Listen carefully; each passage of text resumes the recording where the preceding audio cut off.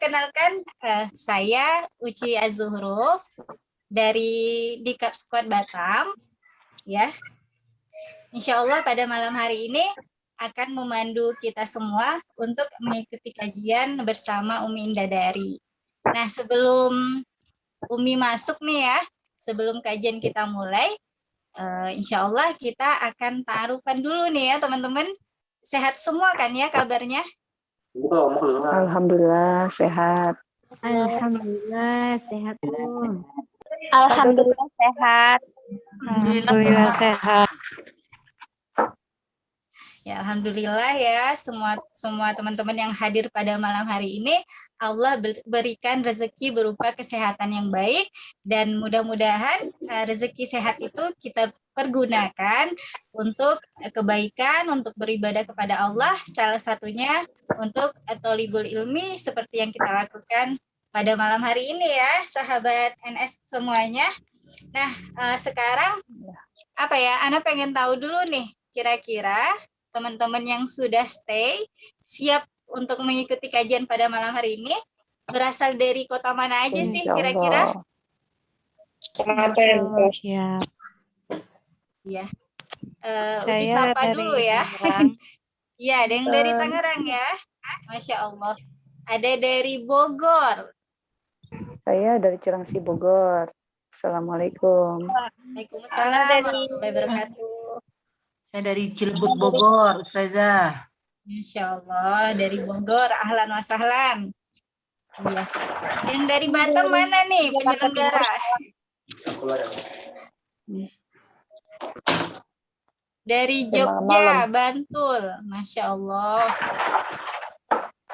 Dari Makassar, wah jauh nih ya. Kalau di Makassar kayaknya udah 8:30 sekarang ya. Iya, 8:30. Masya Allah. Ya, ada yang dari Medan, dari Aceh, dari Banten, Masya Allah. Iya.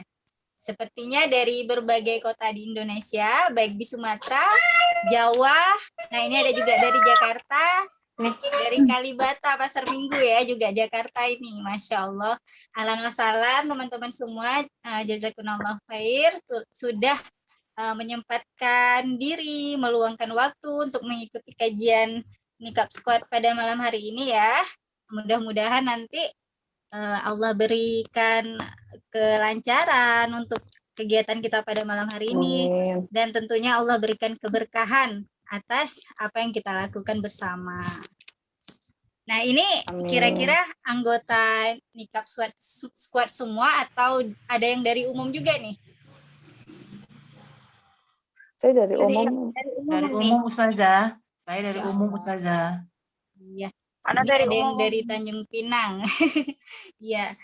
Ada yang berarti ada yang apa ya, belum kenal kali ya dengan Nikab Squad. Iya, belum tahu, Umi. Masya Allah. Karena saya suka lihat di IG-nya aja Ustazah. Masya Allah. Jadi selama ini walaupun dari media sosial tapi udah merasakan manfaatnya ya dari postingan-postingan yang disampaikan. Insya Allah bermanfaat.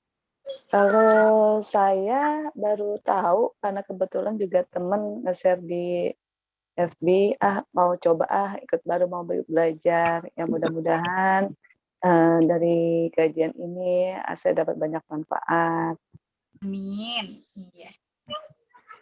Nah, jadi kita sangat bersyukur sekali ya dengan adanya media sosial. Betul. Pada dasarnya memiliki apa ya, dua sisi seperti mata pisau. Ada baiknya, ada buruknya. Tapi ketika kita gunakan untuk kebaikan, maka insya Allah kebaikan pula yang akan kita dapatkan. Amin.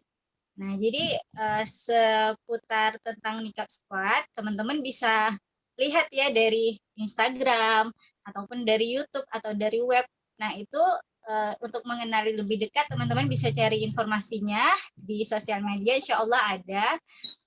Kalau tidak salah saya, Nikab Squad itu awalnya dirintis mulai tahun 2017 ya teman-teman. Nah, kalau untuk di Batam sendiri, kebetulan pada malam hari ini kajian kita diselenggarakan oleh teman-teman Nikab Squad Batam.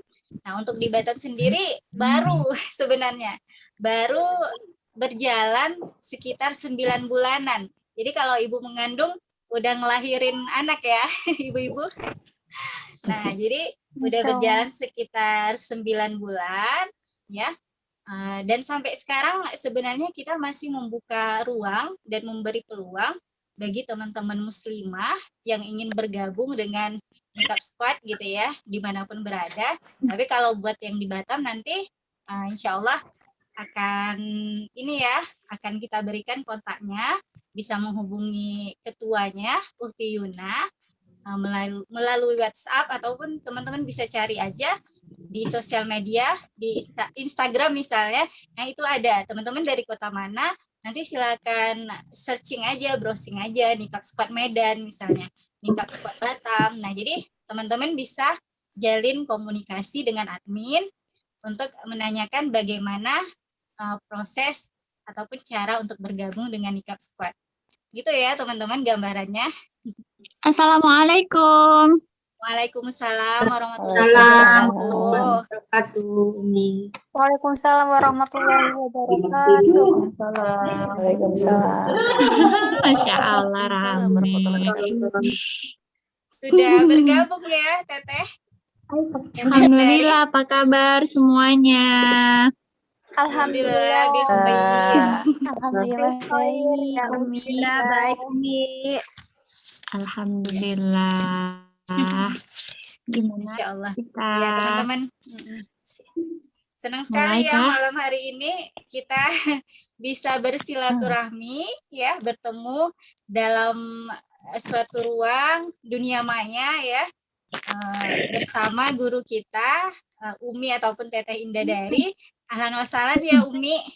Ahlan Dik, Masya Allah senang sekali bersama Nikab Squad Batam. Masya Allah meskipun baru, ini ya Nikab Squad Batam kan baru kan ya. Cuma Iya, Masya Allah semangatnya luar biasa. Hari ini Alhamdulillah Allah mudahkan kita bikin kajian online. Yang mudah-mudahan malam ini banyak aliran pahala jariah untuk Nikab Squad Batam. Dan semoga bermanfaat untuk teman-teman semuanya yang malam ini hadir. Masya Allah. Ya Rabbal Amin. Alamin. Tabarakallah. Insya Allah. Terima kasih ya Umi untuk doanya di awal ini. Barangkali bisa ini yang mewakili dari Nikab Squad Batam, Umi Uci, mewakili teman-teman insya Allah akan memandu kegiatan kajian kita pada malam hari ini. Pertama sekali kita bersyukur ya kepada Allah teman-teman semuanya, karena Allah sudah memberikan kita kesempatan pada malam hari ini untuk bertemu walaupun di dunia maya, tapi insya Allah tidak akan mengurangi keberkahan dan rahmat Allah kepada kita semua yang berniat untuk menuntut ilmu dan mendapatkan kebaikan dari Allah Subhanahu wa taala. Yang kedua, terima kasih juga nih yang sebanyak-banyaknya buat Umi Indadari yang sudah berkenan meluangkan waktu ya untuk Saya yang terima kasih. Saya yang terima kasih sudah diberikan peluang pahala malam hari ini. Terima kasih banyak. ya, kasihnya diterima Umi. Iya. Bareng-bareng. Iya, semoga Allah limpahkan kasih sayangnya kepada kita semua sehingga kita bisa menjalin ukhuwah Islamiyah ya teman-teman. Nah, Umi, barangkali kita bisa mulai Umi ya, mulai buka dulu kegiatan kita pada malam hari ini. Iya, Masya Allah. Iya. Iya, boleh. Ya teman-teman sekali lagi Belum dimulai, lagi. mungkin teman-teman semuanya mungkin bisa minta tolong dimatikan dulu mic-nya. Kalau ada yang mau on kameranya boleh, yang mau di off juga boleh. Saya lihat tadi ada yang lagi ngurusin anak bayi kucing ya, Masya Allah. Nggak apa-apa. Yang penting speakernya tetap on biar bisa tetap dengar dan mudah-mudahan manfaat. Luar biasa ya buat ibu-ibu yang walaupun lagi rempong ngurusin anak tapi tetap semangat nih buat ikut kajian. Luar biasa.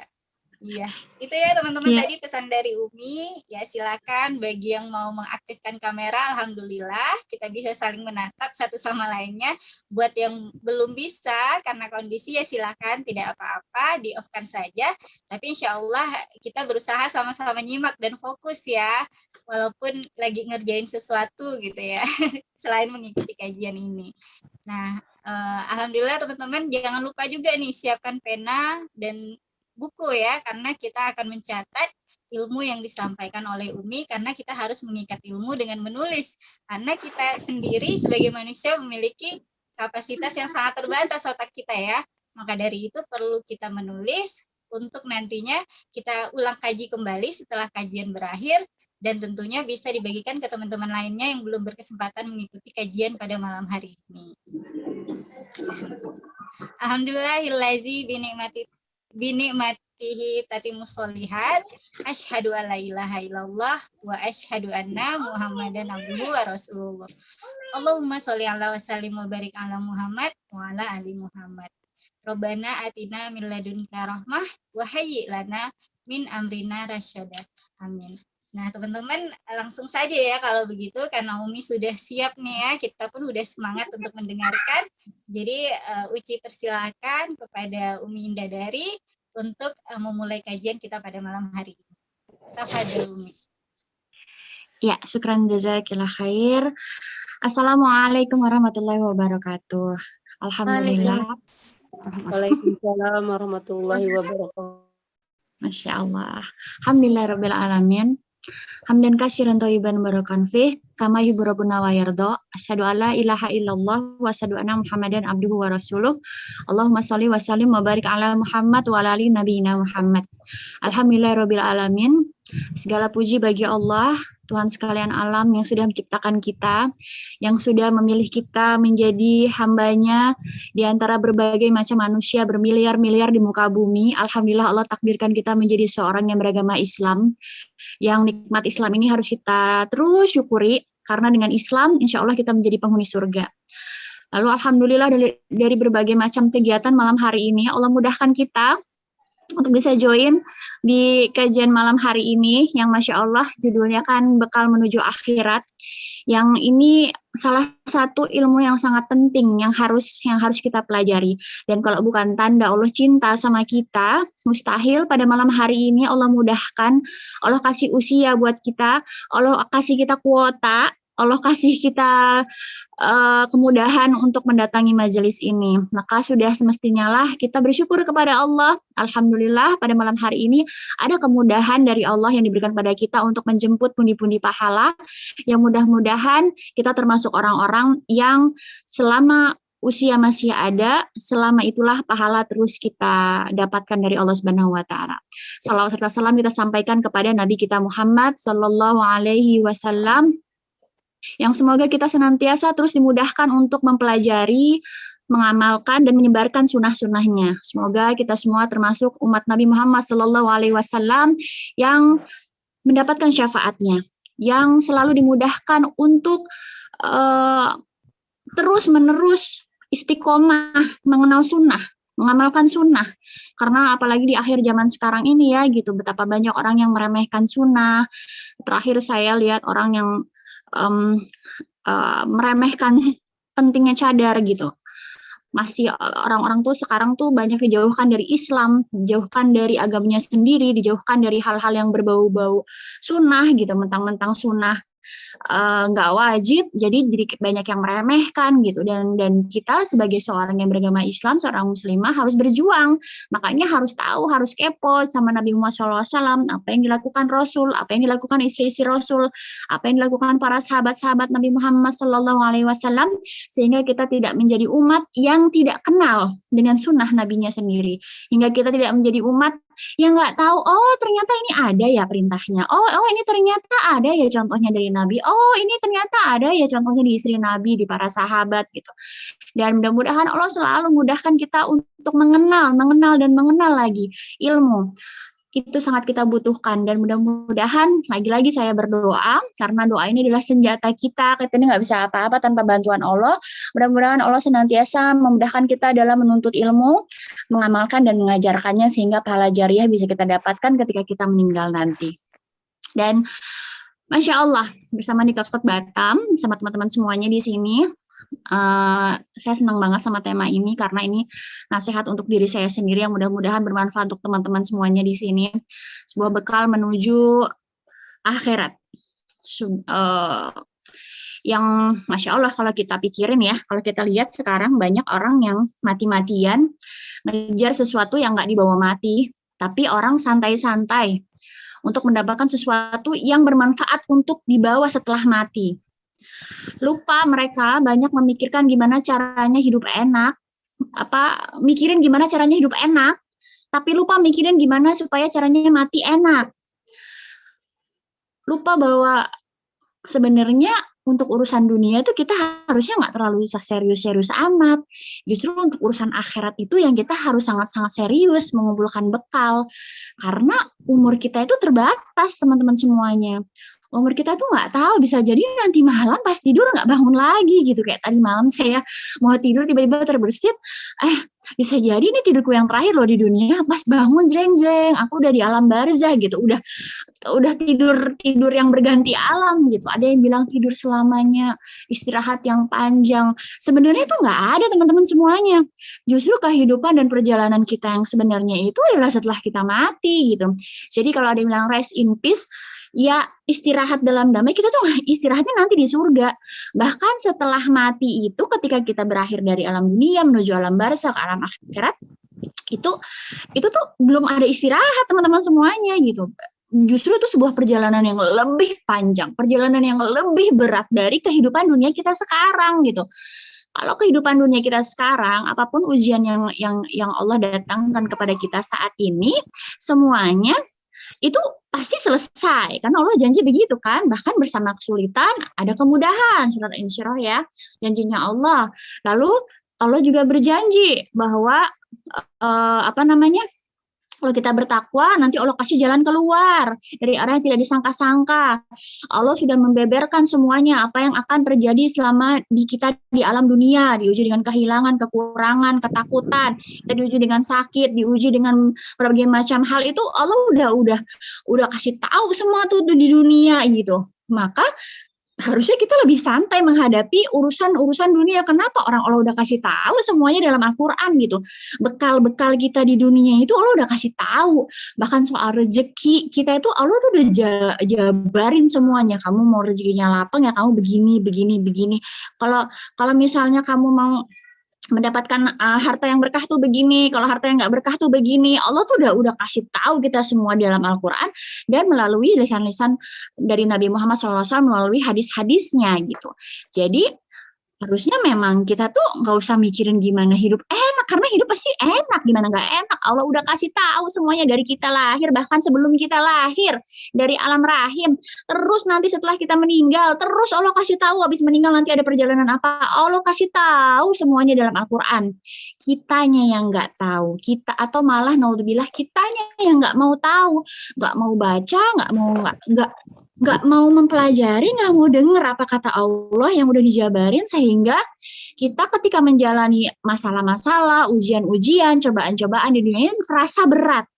Terasa, aduh kok sesek banget, aduh kok begini banget, saya tertekan gitu. Padahal yang nggak usah serius-serius banget, namanya dunia mah ya udah ada solusinya, udah ada digariskan Allah di Lauh Mahfuz 50.000 tahun sebelum bumi dan langit diciptakan. Jadi kita harusnya jalanannya ya udah ikutin aja gitu. PR-nya kan perjalanan kita itu nanti yang utama itu justru setelah kita kematian, di mana kita akan menuai apa-apa yang sudah kita lakukan di dunia gitu. PR-nya itu kan apa yang bisa kita bawa, apa-apa yang bisa kita menyelamatkan kita ketika nanti ada perjalanan panjang setelah kematian, di mana kita akan menuju alam barzah, lalu kita nanti apa lalu di padang mahsyar, lalu kita akan menghadapi syirat, lalu nanti ada sebelum syirat nanti ada yaumul mizan, lalu nanti habis syirat itu nanti ada kontaroh, baru nanti kita masuk ke dalam surga. Ada yang mic-nya kepencet kayaknya nih. Nah, udah gitu teman-teman semuanya, ini yang harus kita pahami bahwa perjalanan menuju akhirat itu sangat-sangatlah panjang gitu. Dan meskipun alhamdulillah Allah pun sudah kasih tahu gitu, kalau misalnya mau selamat di akhirat, ini apa-apa saja yang harus kita lakukan, apa-apa saja yang harus kita perjuangkan tuh Allah udah kasih tahu gitu. Dan dari sini kita jadi paham betapa Allah itu sayang sama kita. Allah itu nyiptain kita bukan suatu hal yang sia-sia gitu. Allah tuh cinta sama kita. Udah milih kita jadi seseorang yang beragama Islam, yang dikasih dua hal yang bisa kita pegang selama di dunia. Kita ikutin aja dua hal itu. Apa itu? Quran dan Sunnah.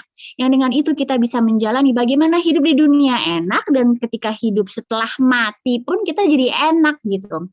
Masalahnya kan apakah kita benar-benar sudah menjadikan Quran dan Sunnah ini sebagai sarana, sebagai alat, sebagai hal yang harus kita pegang terus, yang harus kita pelajari terus, yang harus kita amalkan terus, yang harus kita sebarkan terus, agar kita nggak masuk surga sendirian. Kenapa saya bilang gitu? Karena surga terlalu luas, teman-teman semuanya.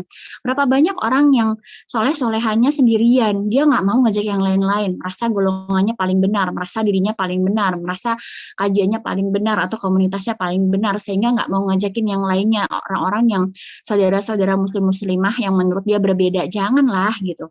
Surga itu terlalu luas, teman-teman semuanya. Maka kita harus perjuangkan. Apalagi untuk orang tua kita, untuk anak-anak kita, suami, keluarga, teman-teman. Kan kita pengennya sesurga ya. Bukan hanya sehidup semati. Sehabis hidup semati mah udah kelar. Karena sehabis mati ada yang nggak bareng lagi gitu, naudzubillah. Ada yang mereka hidup di dunianya bareng-bareng, ketika di akhirat berpisah, yang satu ke surga, yang satu ke neraka, naudzubillah. Dan itu adalah suatu perpisahan yang sebenar-benarnya perpisahan yang hakiki gitu. Ketika seseorang yang satu ke surga, yang satu ke neraka, naudzubillah. Maka bagaimana kita di dunia ini harus benar-benar berjuang gitu, mengumpulkan bekal kita supaya selamat, nggak pulangnya itu nggak ke neraka gitu. Karena ketika kita di akhirat nanti pilihannya cuma ada dua teman-teman semuanya. Kalau nggak surga, neraka. Ada yang abadi di dalam surga, ada yang abadi di neraka, naudzubillah gitu. Dan jangan sampai kita termasuk orang-orang yang abadi di neraka, naudzubillah. Walaupun Allah udah berjanji juga gitu, selama menjadi seorang muslim, selama kita tidak ada kesyirikan, selama masih ada iman walaupun sebesar biji zarah dalam hati kita, maka insya Allah kita masih bisa ada kesempatan untuk masuk ke dalam surga. Dalilnya mana tuh? Itu yang tentang seorang yang bersahabat ya, lalu sahabatnya ini sering mengingatkan tentang Allah, sering mengingatkan tentang akhirat, lalu ketika dia sampai di surga, loh kok nggak nemuin temennya tadi gitu, terus bilang sama Allah, ya Allah kemana sih fulana, dia dulu yang ngajakin saya hijrah, dia dulu yang selalu ingetin saya istiqomah, lalu kata Allah dia ada di neraka gitu. Lalu Allah bilang ya udah jemput dia di neraka gitu. Terus masih ada teman-teman yang lainnya ternyata. Lalu kata Allah ya udah jemput teman-temanmu masuk ke dalam surga selama masih ada iman sebesar biji zarah. Dan Rasulullah SAW mengabarkan itu dalam sebuah hadis yang sahih. Maka Masya Allah gitu, kita harus berjuang menjaga, merawat keimanan kita gitu, karena itu sebagai bekal juga gitu. Banyak teman-teman bekal menuju akhirat itu. Nanti akan kita bahas satu persatu. Cuma saya pengen teman-teman paham dulu supaya kita nggak tertipu sama dunia, supaya kita nggak lalai di dunia, supaya kita nggak, ketika kita mendapatkan kebahagiaan, kita nggak tenggelam dalam kebahagiaan dunia, dan ketika kita diuji dengan kesedihan, kita nggak terlalu berlarut-larut menjalani kesedihan di dunia. Karena memahami hakikat dunia dan akhirat ini penting sekali. Kita harus paham bahwa kehidupan dunia ini amal hayatud dunya ila mata'ul ghurur, bahwa kehidupan dunia ini adalah kesenangan yang menipu gitu. surat Ali Imran ayat 185. Lalu Allah juga ngasih tahu bahwa sesungguhnya di dunia ini kehidupan yang sementara dan akhirat itu adalah negeri yang kekal gitu kan, dan kayak yang teman-teman sering dengar kali ya, dunia sementara akhirat selamanya, DSAS itu ya. Nah, itu kan sebenarnya di surat Al-Mu'min ayat 39 gitu. Memang dunia ini sementara, teman-teman. Berapa lama sih usia kita? Kata Rasul tuh usianya umatnya Rasul itu 60 sampai 70 tahun. Tapi pada faktanya sekarang apalagi zaman pandemi begini ya, lagi ada virus si corona itu, ada ya orang bisa tidak meninggal gitu. Umurnya muda-muda pada meninggal banyak banget. Sehari waktu saya main ke Pondok Rangon tuh tim kuburannya tuh pada bilang, "Iya, Bu, orang-orang sehari tuh bisa 100, bisa 50 orang meninggal dan usianya masih muda-muda gitu." Ya mati itu memang pasti gitu, dan gak nunggu tua. Anak kecil aja bisa meninggal gitu kan, bayi yang sehat tiba-tiba tadi berangkat masih pakai baju sendiri, begitu pulang ke rumah udah dilepasin bajunya sama orang lain, dipakein baju kain kafan, banyak yang begitu kan gitu, berangkat masih pakai sepatu sendiri, pulang udah nggak beralas kaki, sudah dimasukkan ke dalam tanah gitu di sorenya gitu. Kita nggak pernah tahu usia kita tuh antara pagi, sore, siang, malam, subuh, kita nggak pernah tahu. Maka kita harus sadar bahwa di dunia ini sebentar, sangat sebentar, sedangkan nanti di akhirat itu panjang. Panjangnya itu contohnya itu nanti ketika kita berada di padang mahsyar, teman-teman semuanya, itu kita akan menunggu sebanyak 50.000 tahun, menunggu datangnya mizan, datangnya timbangan yang akan menimbang amal pahala dan dosa kita, dan yang di situ nanti kita akan sangat dekat dengan matahari, sehingga panas, ada yang berkeringat, meskipun ada juga yang mendapat naungan, dan semoga itu kita gitu. Dan pada saat itu kita semua akan deg-degan, khawatir. Nah, itu sebenarnya khawatir dan deg-degan tuh pada saat itu tuh, bukan sekarang khawatirnya. Karena segala sesuatu khawatiran di dunia ini sebenarnya untuk mencari ketenangannya tuh gampang. Ingat aja Allah, ya kan? Kata Allah kan, innallazina amanu tatma'innul qulubuhum bi dzikrillah, Allah bi dzikrillah tatma'innul qulub. Jadi hanya mengingat Allah hati menjadi tenang. Jadi kalau sekarang khawatir, galau, was-was, udah ingat aja Allah gitu. Minimal kalau misalnya nggak bisa mengingat Allah dengan hal yang besar, kayak misalnya dengan membaca Quran berat misalnya, terus suruh tadabbur berat, ya udah zikir aja subhanallah walhamdulillah wa la ilaha illallah wallahu akbar. Ntar juga kelar, tenang sendiri gitu. Atau menghirup aroma-aroma terapi yang menenangkan gitu kan, jadi kayak bisa menghilangkan was-was juga gitu ya. Nah, terus kalau nanti di sana, nah itu baru sebenar-benarnya galau, khawatir, dan was-was. Kenapa? Selamat nggak nih saya? Selamat nggak nih saya? Kalau di dunia kita kan masih bilang, nggak mungkin Allah nggak nolongin saya. Nggak mungkin, karena udah janjinya tuh kalau saya menolong orang lain, Allah akan menolong saya gitu. Kalau saya bertakwa nanti Allah kasih jalan keluar. Kita bisa banyak keyakinannya di sini gitu. Kalau di sana tuh juga kita kayak deg-degannya tuh bener-bener gitu, karena abis ini nggak ada pilihan lain nih, pilihan saya kalau nggak surga neraka nih gitu, dan udah nggak ada kesempatan lagi untuk menambah amal kalau di akhirat, ya kan. Kalau di dunia kita misalnya lagi was-was, galau, khawatir, kecewa, cemas karena ada suatu masalah, itu kan musibah terjadi akibat ulah tangan kita sendiri, akibat dosa-dosa. Dan ketika kita menambalnya dengan amal-amal pahala, kita menambalnya dengan amal-amal soleh, maka segala masalah insya Allah akan segera selesai, segala masalah akan segera semua berjalan baik-baik lagi gitu kan. Tapi kalau di akhirat, segala cemas, galau, khawatir kita itu udah isinya deg-degan semua, dan nggak ada kesempatan untuk beramal lagi karena udah telat gitu kan, udah di akhirat nih gitu, karena kesempatan kita beramal itu di dunia. Maka bekal amal soleh itu salah satu yang harus kita perjuangkan, teman-teman semuanya. Maka pahami di dunia ini memang tempat kita menanam, tempat kita menanam dan merawat bagaimana itu amal-amal kita supaya tetap langgeng sampai akhirat, sehingga bisa kita panen nanti di akhirat agar kita bisa selamat dari neraka, agar kita mendapat naungan di akhirat gitu. Maka kenali dunia gitu.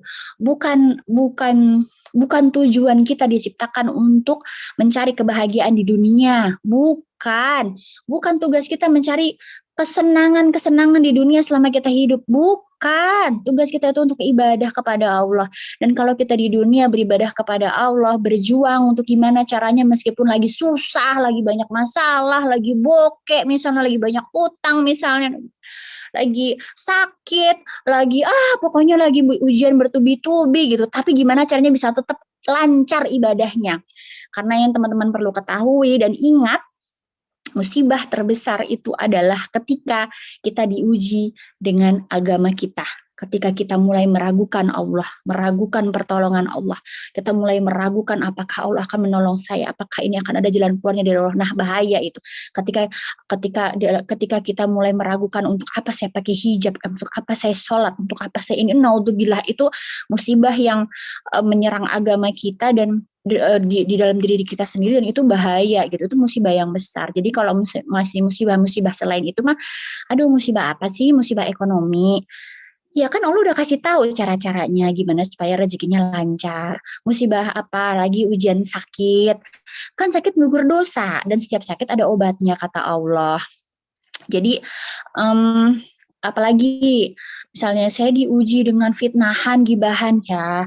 Kan itu nanti buat bekal di akhirat. Setiap ada orang yang gibahin dan fitnahin kamu dia itu sedang transfer pahala ke kamu gitu. Apalagi ya apalagi sih, saya tuh nggak nikah, misalnya saya belum nikah, tapi di surga kan tetap ada jodohnya. Kalau misalnya pun qadarullah kamu sebelum nikah udah meninggal, nanti di surga kamu dapet jodoh gitu kan. Tapi saya nggak punya anak, nanti di surga minta anak yang banyak sama Allah. Jadi kayak, dan masih bisa ikhtiar gimana caranya gitu. Hal-hal yang sudah dijamin sama Allah itu nggak perlu kita ragukan gitu. Jadi sebenarnya untuk perihal dunia itu kita memang nggak perlu jor-joran, karena yang harus kita jor-joran urusan akhiratnya nih, harus kita jor-joran.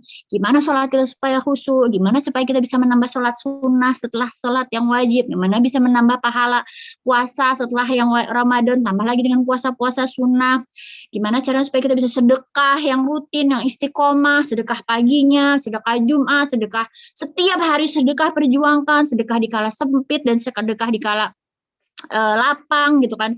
Gimana cara supaya kita bisa terus-menerus menolong orang lain, menolong agama Allah, gimana cara supaya kita bisa mendapatkan pundi-pundi amal-amal yang bisa kita panen gitu. Dan makanya kita perlu banget tuh kenal sama dunia gitu, bahwa dunia ini memang permainan kata Allah, ini cuma main-main, ini kesenangan-kesenangan yang kamu dapatkan itu cuma main-main, bahkan nanti aku akan uji kamu dengan hal yang gak ngenakin.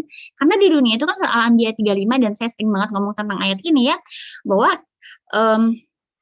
setiap jiwa akan merasakan mati, kita tuh pasti mati, berarti selama kita hidup, kata Allah tuh, kita akan diuji dengan kebaikan dan keburukan, kesedihan dan kebahagiaan, kebokean dan lagi banyak duit, dengan sakit maupun dengan sehat. Itu aja udah muter-muter ya kan gitu. Lagi merasa diuji dengan dibenci dan dicintai, lagi merasa dicuekin, atau diuji dengan lagi kangen gitu kan. Itu kan banyak hal ya gitu. Jadi kayak dua hal yang kebalikannya gitu, dan itu akan terus-menerus menjadi hal yang berputar dalam kehidupan kita. Makanya kita harus pahami bahwa dunia ini adalah roda yang berputar gitu. Kita nggak mungkin bahagia terus, kita nggak mungkin sedih terus. Jadi ya kembali lagi, ya udahlah ya gitu, biasa aja, karena ini cuma main-main gitu. Dan Allah tuh ngulang tentang bahwa dunia ini tuh cuma senda gurau dan permainan itu nggak cuma satu ayat gitu, beberapa ayat loh. Makanya ada lagi di surat Al-An'am yang Allah juga bilang ayat 32, tiadalah kehidupan dunia ini selain main-main dan senda gurau. Tuh Allah bilang lagi, ini tuh di dunia cuma main-main, jangan serius-serius banget. Ketika kita ngejar kebahagiaan dunia itu jangan serius-serius banget, cuma sesaat, cuma sebentar gitu. Dan sungguh kampung akhirat itu lebih baik bagi orang-orang yang bertakwa. Maka tidakkah kamu memahaminya? Terus Allah kan bilang tuh, kamu paham gak sih? Jangan terlena sama kehidupan dunia. Sedihmu itu sementara, bahagiamu itu sementara, duka laramu itu sementara, rasa kamu seneng, suka rasa happy yang kamu itu juga sementara gitu. Jadi biasa aja lah kata Allah, ini dunia gitu, bukan di sini tempat kamu mengejar kebahagiaan gitu. Dan di sini pun kamu tidak akan merasakan kesedihan yang selamanya kata Allah kan, nanti di akhirat kata Allah. Dan itu lebih baik untuk orang-orang yang bertakwa. Untuk orang-orang yang bertakwa, karena takwa ini modal. Bahkan sebentar.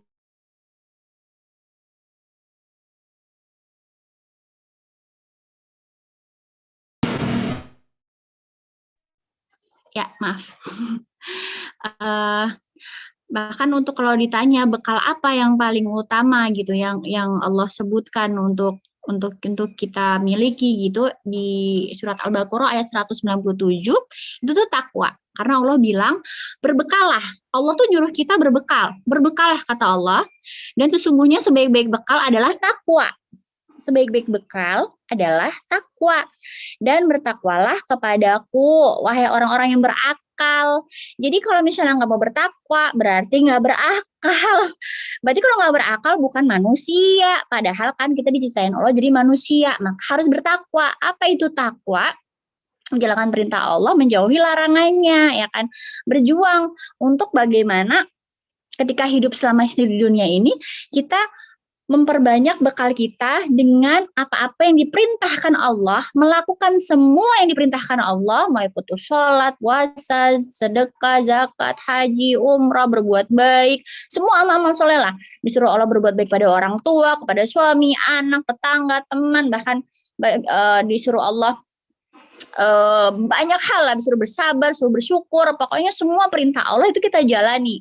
Karena menjalankan perintah Allah dan menjauhi larangannya, ya menjauhi semua larangan-larangan Allah selama kita hidup di dunia. Berbekallah dengan itu, menjauhi kata Allah, jangan berbuat dosa dengan misalnya berzina, riba, berbohong, berdusta, gibah, jangan memfitnah, jangan apalagi jangan adu domba, jangan membuka aurat, jangan meninggalkan sholat, jangan sampai nggak puasa Ramadan, jangan sampai nggak bayar zakat, jangan apalagi misalnya banyak larangan-larangan Allah ya gitu yang melakukan riba gitu, jangan buruk sangka, banyak teman-teman semuanya. Jadi makanya Allah tuh seneng banget sama orang yang bertakwa karena Allah tahu tuh perjuangannya berat sekali gitu. Karena nggak cuma satu, nggak cuma dua, nggak cuma tiga, banyak perintah Allah, banyak larangan Allah. Dan ketika kita berjuang untuk melakukan itu semua, maka Allah akan memberikan surga buat kita. Bahkan di dunia, setiap kita mendapatkan kesulitan dengan jalan takwa, di surat At-Tolak ayat 2 dan 3, Allah akan memberikan jalan keluar dari arah yang tidak disangka-sangka. Itu di dunianya teman-teman semuanya ya, kalau kita bertakwa. Di akhiratnya Allah akan berikan surga. Karena kata Allah ini adalah bekal terbaik yang bisa kita bawa, itu takwa teman-teman semuanya. Maka kita harus kita butuh ilmu untuk tahu sebenarnya yang diperintahkan Allah itu apa, yang dilarang oleh Allah itu apa gitu. Jadi kita tahu mana yang benar, mana yang salah, mana yang memang Allah perintahkan, mana yang memang Allah larang, mana yang halal, mana yang haram, mana yang mendekatin kita ke dalam surga, mana yang malah menjatuhkan kita ke dalam neraka, naudzubillah gitu. Maka kita butuh ilmu teman-teman semuanya. Dan mudah-mudahan malam ini adalah tanda sebagai kita orang-orang yang bertakwa. Kenapa? Karena malam ini Allah mudahkan kita dalam mencari ilmu dan memahami ilmu untuk berbekal ke akhirat, ilmu untuk bertakwa. Dan makanya kita tuh harus berjuang untuk tetap istiqomah mendatangi majelis-majelis ilmu agar kita bisa bertakwa gitu. Bagaimana mungkin kita bertakwa kalau misalnya kita nggak ngerti mana yang Allah perintahkan, mana yang Allah larang, ya nggak gitu. Dan Islam ini agama dalil. Kita tuh tadi berpegang pada dua hal, Quran dan Sunnah, dan semuanya itu ilmu, sumber ilmu buat kita sebagai seorang Muslim. Maka kalau misalnya Allah bilang berbekalah gitu kan. Sesungguhnya sebaik-baik bekal adalah takwa, dan bertakwalah kepadaku, wahai orang yang berakal. Dan kalau kita pahami lagi ayat ini, orang yang berakal ya otomatis butuh ilmu kan gitu untuk memuaskan akalnya. Karena dalam diri manusia ada satu hal yang tidak akan pernah kenyang. Kalau perut, kalau jasad, kalau fisik itu akan kenyang dengan makanan teman-teman semuanya, akan kenyang dengan nutrisi. Tapi kalau akal itu tidak akan pernah kenyang dengan ilmu. Dia akan terus merasa haus, dia akan selalu merasa lapar, karena memang Allah membuat diri kita agar selalu haus ilmu tentang Allah, haus ilmu tentang Islam, karena itu karena itu adalah bekal buat kita untuk beramal gitu. Karena kan kita setelah kematian membawa amal soleh. Bagaimana mungkin kita beramal kalau kita nggak tahu ilmunya, ya kan gitu. Nah, apa namanya? Bagaimana kita beramal kalau kita nggak tahu ilmunya gitu. Maka kita butuh ilmu teman-teman semuanya agar kita bisa bertakwa gitu. Karena bekal kita tuh bekal takwa. Lalu yang kedua, bekal tauhid. Ini juga penting. Ingat tadi di awal saya sudah menyinggung tentang Allah bilang sama seseorang yang dia diperbolehkan menjemput temannya di dalam neraka untuk bisa masuk ke surga bersama-sama selama masih ada keimanan dalam dirinya, yang itu tidak ada kesyirikan dalam dirinya gitu kan. Maka insya Allah tauhid ini luar biasa gitu. Tauhid ini erat kaitannya dengan takwa gitu. Bahkan Islam ini agama tauhid. Tanpa tauhid bagaimana mungkin kita bisa selamat di akhirat gitu. Bahkan kalau tidak ada kesyirikan sama sekali dalam diri kita, itu udah jannah udah gitu. Karena memang tauhid ini kita perjuangkan. Bagaimana menjadikan Allah sebagai satu-satunya, sebagai pencipta kita. Kalau udah ngaku la ilaha illallah, tiada sesembahan selain Allah, ya udah Allah yang disembah. Ada yang bilang begini, ya kan saya mah nyembah Allah, tapi ya emang sih saya sering-sering ke dukun gitu. Kenapa? Soalnya saya nanya, penasaran masa depan saya gimana. Kalau ada barang hilang saya nanya, kalau misalnya saya kesusahan saya nanya ke dukun. Ya itu mah bukan maksudnya nggak gitu teman-teman. Bukan kadang-kadang tuh ada yang mikir kan saya nyembahnya Allah, meskipun saya ke dukun, meskipun saya percaya ramalan, meskipun saya punya jimat, meskipun saya masih percaya dengan tahayul apa segala macam. Naudzubillah. Nggak bisa gitu. Jadi berarti itu masih ada tandingan selain Allah. Kalau kita memang sudah mengucapkan la ilaha illallah, tiada sesembahan selain Allah, dan itu sudah menghujam dalam diri kita, jasad kita, fisik kita, hati kita, kolbu kita, ruh kita sudah mantap mengucapkan la ilaha illallah dan berpegang teguh kepada la ilaha illallah, harusnya memang tidak ada sesuatu pun yang menandingi Allah gitu ya. Kalau udah ke Allah, ya udah jangan percaya lagi sama dukun, jangan menggantungkan diri kepada manusia, jangan ketika kalau diuji larinya ke manusia dulu, bukan ke Allah dulu. Ya gimana la ilaha illallahnya? Bukan kalau misalnya kita lagi ada masalah lalu malah menyalahkan Allah, kenapa ini kejadian sama saya ya Allah gitu, kan saya udah begini, kan saya gini. Kita malah jadi kayak ngatur-ngatur Allah. Nah gimana kata Allah, kan aku Tuhan kamu, aku yang nyiptain kamu, aku yang ngasih ujian, aku yang ngasih solusi, aku yang ngasih surga, aku yang tahu jalan kamu ke surga, aku yang mudahin semua jalan kamu, aku juga yang ngasih cara kamu menggugurkan dosa-dosa kamu. Kok kamu nyalahin aku? Kan Allah bisa bilang begitu ya kasarannya gitu. Maka memiliki tauhid yang benar ini penting teman-teman semuanya, menjadikan Allah satu-satunya sebagai tempat kita meminta pertolongan. Selain tempat kita satu-satunya tempat menyembah, nggak boleh syirik, nggak boleh mengadakan tandingan-tandingan lain selain Allah. Meminta pertolongan hanya kepada Allah, bersandar kepada Allah, menggantungkan harapan kepada Allah, meminta hanya kepada Allah gitu.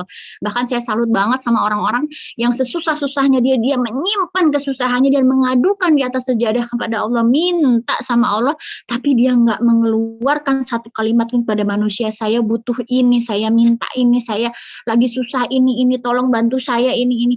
Dia tahan di hadapan manusia karena dia menguatkan tauhidnya, dia menggantungkan harapannya kepada Allah, dia menguatkan la ilaha illallahnya, dia hanya minta sama Allah. Lalu dengan cara Allah akan mengantarkan orang-orang yang menolongnya dengan cara yang tidak disangka-sangka. Karena kalau udah tauhidnya bagus, takwanya pasti bagus. Kalau takwanya bagus, pasti tauhidnya insya Allah lurus. Maka takwa dan tauhid ini berkaitan erat teman-teman semuanya gitu.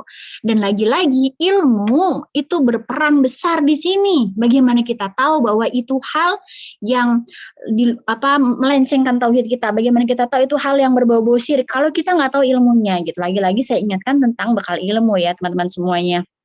Jadi bekal tauhid ini kita sering baca di surat Al-Kahfi kan setiap hari malam Jumat atau hari Jumat ya, di ayat 110 bahwa di ayat terakhir ya 110 ya, barang siapa yang mengharapkan pertemuan dengan Robnya, maka amalkanlah amalan kebaikan dan jangan mempersekutukan Robnya dengan sesuatu apapun.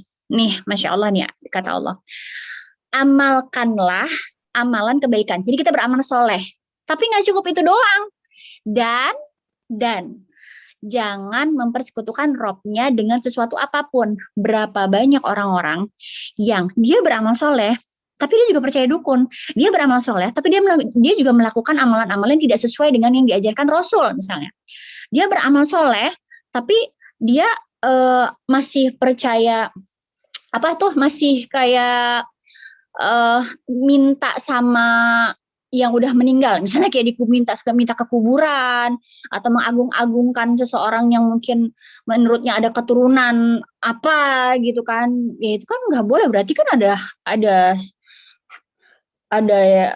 ada kesyirikan yang tidak dia sadari mungkin gitu kan, mempersekutukan Allah dengan makhluk gitu kan, atau kalau lebih buruknya lagi minta ke pohon, ada kan yang gitu kan, yang mengangker-angkerkan pohon atau suatu ya tadi kuburan atau apa, naudzubillah, padahal dia sholat, dia beramal soleh loh ya gitu, dia beramal soleh, dia pakai hijab, mungkin dia pakai cadar malahan, terus dia sholat, dia puasa, dia zakat, mungkin dia berdakwah mungkin gitu. Tapi ternyata di balik itu dia juga tanpa dia sadar dia mempersekutukan Allah dengan meminta di kuburan misalnya gitu. Naudzubillah, masih percaya dengan hal-hal yang pemali-pemali, atau dia berguru kepada seseorang yang ternyata amalan-amalannya tidak sesuai dengan Quran Sunnah. Naudzubillah, sehingga itu akan menyelencengkan akidahnya, yang nanti larinya juga akan mencemarkan tauhidnya gitu. Jadi itu hati-hati sekali teman-teman semuanya.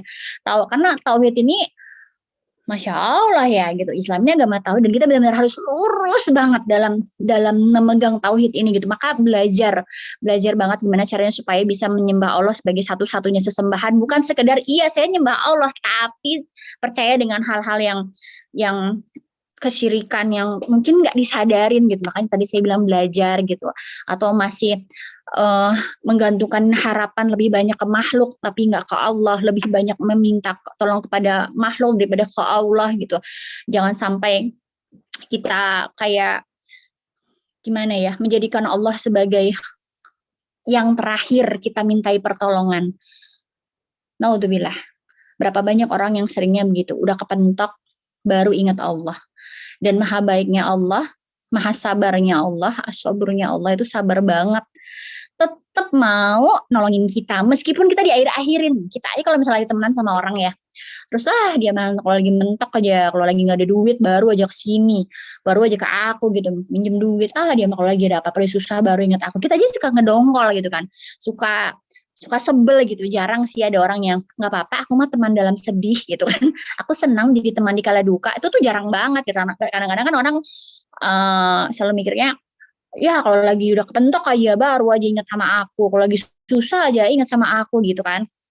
Nah, kita jangan gitu ke Allah gitu, karena kita harus ingat bahwa segala ujian, musibah, masalah itu kan datangnya dari Allah untuk menggugurkan dosa-dosa kita gitu. Dan belum terkabulnya doa, salah satunya kan juga karena dosa-dosa kita gitu. Maka sudah sepantasnya lah kita ya udah ke Allah aja gitu, lurusin tauhidnya, minta ke Allah, lurusin lagi tauhidnya dengan menggantungkan harapan kepada Allah. Baru nanti misalnya Allah dosa-dosa kita sudah gugur, Allah akan mendatangkan itu pertolongan dari makhluk gitu. Tiba-tiba kita diarahkan untuk kemana, ke siapa, atau kemana. Itu dengan sendirinya Allah akan berikan taufiknya, selain Allah memberikan hidayahnya kepada kita gitu. Jadi berbekalah dengan tauhid, selain dengan takwa. Lalu yang saya ingin ingatkan lagi tentang bekal menuju akhirat ini saya juga mengingatkan diri saya sendiri, sering-seringlah menghisap diri sendiri sebelum dihisap oleh Allah gitu. Sering-seringlah mengingat kekurangan diri sendiri, mengingat dosa-dosa kita sendiri sebelum nanti dosa-dosa kita ditimbang di padang mahsyar. Ini penting buat bekal kita juga gitu. Kenapa? Agar kita benar-benar sadar bahwa kayaknya dosa saya banyak banget deh. Jadi saya harus beramal soleh nih, dan saya harus terus berada di jalan takwa dan jalan tauhid yang benar. Jadi sering-seringlah hisap diri kita sendiri sebelum kita dihisap Allah. Kadang-kadang kita suka lupa ini. Kita kadang-kadang lebih teliti melihat, menghisap dosa-dosa orang lain, kekurangan-kekurangan orang lain, tapi kita lupa menghisap diri kita sendiri. Cobalah sesekali atau sering kali malam-malam gitu, saat semua sedang tidur, itu merenungi lagi dosa-dosa apa yang sudah kita lakukan sampai basah pipi kita dengan air mata, dan tidak ada kata-kata yang keluar selain astagfirullahaladzim, astagfirullah wa atubu ilaih, astagfirullah Lalu Robbana dzalamna anfusana, pokoknya selain meminta ampun kepada Allah, basah air mata kita mengingat satu persatu dosa-dosa yang pernah kita lakukan gitu. Bahkan bilang sama Allah, ya Allah, kalaupun masih ada dosa yang aku tidak ingat tapi masih aku lakukan, mohon ampuni itu ya Allah, karena aku tidak ingin ketika usia aku dicabut dan aku masih membawa dosa. Aku takut ya Allah, aku takut kepadamu ya Allah. Sambil menangis, sambil basah itu, kalau bisa tuh benar-benar basah sampai yang air mata yang bisa menjadi air mata yang bisa memadamkan api neraka. Dan itu air mata yang indah banget. Itu tangis yang tidak akan sia-sia gitu. Jangan pernah sia-siakan tangis yang jatuh hanya karena makhluk, hanya karena nggak punya uang, hanya karena lagi sakit, hanya karena ya urusan dunia lah gitu. Jadi nangis boleh, tapi tolong untuk yang karena ini pasti menangisi dosa-dosa kita gitu, menangisi segala kelalaian kita yang ketika kita sedang sedih itu pengen nangis itu kita sadari karena ada kesalahan yang kita lakukan kepada Allah sehingga ujian itu datang. Nah itu boleh tuh nangis begitu, itu tangisan yang membawa berkah gitu, bukan tangisan yang malah membawa masalah karena lagi nangis malah jadi perasaannya kemana-mana, malah jadi susah ibadah gitu. Adanya ujung-ujungnya ketiduran, capek kan habis nangis, gitu-gitu kan. Terus sesak napasnya, terus akhirnya capek, tidur. Bukannya udah nangis, ya udah nangis habis udah nangis harusnya nangis itu kan udah kelar sholat ya. Atau ketika nangis terus-terusan sebelum sholat ya udah langsung ambil air wudhu. Jadi air matanya bercampur dengan air wudhu, adem banget gitu. Jadi air matanya bercampur dengan air wudhu, gelar sajadahnya, sholat 2 rakaat, minta ampun sama Allah atas segala dosa-dosa. Dan bilang sama Allah, ya Allah kalau memang semua ini adalah akibat dosa-dosaku, ampuni aku ya Allah gitu. Berikan ketenangan di dunia dan ketenangan di akhirat. Minta itu teman-teman semuanya. Terutama ketenangan di akhirat itu. Karena ya Allah jalan kita masih panjang gitu.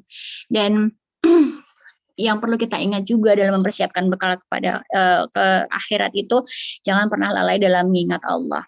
Kalaupun misalnya saya tuh berat banget Om, kalau misalnya saya harus sholat rawatib, nggak kuat sholat wajib aja lagi berjuang untuk khusyuk, boro-boro sholat rawatib misalnya gitu, boro-boro sholat tahajud, boro-boro sholat duha misalnya, susah gitu, boro-boro saya puasa sunnah, puasa Ramadan aja nih belum kelar-kelar bayar utangnya misalnya gitu, belum dikodo-kodo, boro-boro mau sedekah buat saya aja misalnya makan aja susah gitu, atau misalnya boro-boro mau sedekah masih susah gitu, atau misalnya ada yang boro-boro saya mau ngapain gitu, beramal soleh lah susah, kayak saya baca Quran juga susah masih terbata-bata, terus mau saya ngurusin anak kecil apa belum suami gitu, si bayi gede ya kan, suami kan bayi gede ya katanya, terus belum lagi nanti ngurusin anak-anak banyak apa, belum lagi nanti kucing-kucing saya apa, saya kayaknya nggak punya waktu tuh baca Quran tuh cuma sedikit gitu. Oke, taruhlah kamu sangat-sangat sibuk, belum lagi yang saya soalnya saya kemarin ada tuh ketemu orang hari Minggu kemarin, saya soalnya nggak sempat zikir pagi petang karena saya kerja. Itu sudah saya gondok banget segini nih. Kan zikir pagi kan subuh dan itu kan sore dan kamu bisa baca sebentar saja gitu. Jangan sampai kesibukan duniamu itu mengalahkan untuk membaca zikir pagi petang yang paling 5 sampai 10 menit selesai gitu. Allah kasih 24 jam, maksudnya zikir pagi petang ntar nggak bisa sih gitu kan. Dan taruhlah kamu nggak bisa semuanya, baca yang penting-penting, minimal ayat kursi 3 kul, lalu baca doa-doa perlindungan, sholawat, maksudnya nggak bisa gitu kan. Jadi kayak kadang-kadang kita tuh terlalu sok sibuk dengan urusan dunia dan nggak mau memperjuangkan urusan akhirat. Kadang-kadang kita terlalu underestimate kemampuan diri kita sendiri untuk berjuang melakukan amal soleh seperti tadi, kayak misalnya menambah sholat sunnah, puasa dan lain-lain, sedekah apa, kita melemahkan diri sendiri, tapi kan saya begini, kita melemahkan diri kita sendiri, padahal kita lupa kita punya Allah Subhanahu wa Ta'ala yang Al-Qawi, maha kuat, yang akan menguatkan kita, yang akan memampukan kita dalam beramal soleh. Dan ketika kita baru niat aja melakukan amal soleh, itu udah dapat pahalanya teman-teman semuanya. Dan ketika kita melakukannya, ditambah lagi pahalanya. Jadi kayak, ya kita harus berjuang gitu. Jangan sampai kita kalah gitu sama urusan dunia, atau kita melemahkan diri kita sendiri untuk memperjuangkan urusan akhirat, untuk memperjuangkan pahala gitu. Berjuanglah gitu.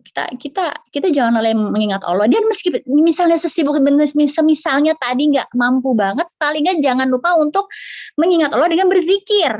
Susahnya apa sih zikir gitu kan? Subhanallah, alhamdulillah, wa la ilaha illallah, Allahu akbar, astagfirullah, la haula wa la quwata illa billah. Zikir. Dan membaca Al-Quran juga berzikir gitu. Tapi minimal nggak sempet baca Al-Quran, walaupun misalnya cuma 1 ayat sehari misalnya, itu udah sepelit-pelitnya kamu baca Quran misalnya. Ya zikir jangan sampai lupa gitu. Kalau udah sampai zikir lupa juga, ya aduh gimana ngumpulin bekal nanti gitu. Bahkan ketika kita membaca subhanallah wa bihamdi 100 kali, maka dihapuskan dosanya meskipun sebanyak buih di lautan. Modal banget kan itu buat pulang ke akhirat, buat pulang ke surga tanpa membuat dosa, ya kan gitu.